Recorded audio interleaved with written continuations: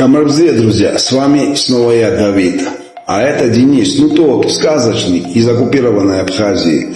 И сегодня я вместе с вами постараюсь выяснить, что сподвигло молодого абхазского парня с перспективного историка превратиться в сказочника, который пропагандирует ложь и этим засоряет разумы молодых абхазов. Начинал Денис Гопия многообещающе. Он старался быть объективным и временами преподносил соотечественникам неприемлемые для них, но правдивые факты из истории. И не только из истории.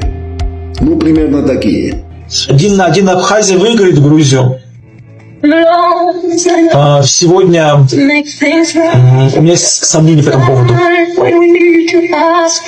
Надо говорить честно. И надо взять в облаках.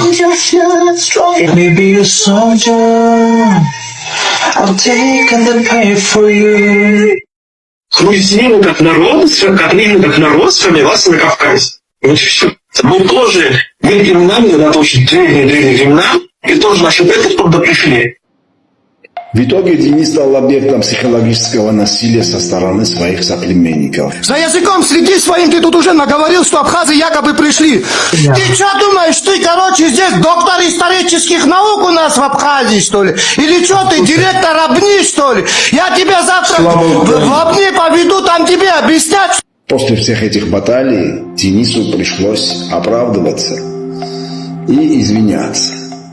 Кара, я не говорю, что пришли. Не надо мне приписывать того, чего я не говорил. Кто вам такое сказал? Так что не надо мне приписывать того, чего я не говорил. Будьте так добры, пожалуйста. Ничего такого на самом деле я не сказал, чего бы никогда в истории науки не говорили бы и не писали, понимаете? Вот так наш Дениска из историка превратился в сказочника, сказки которого, как бальзам, ложатся на сердца его соотечественников.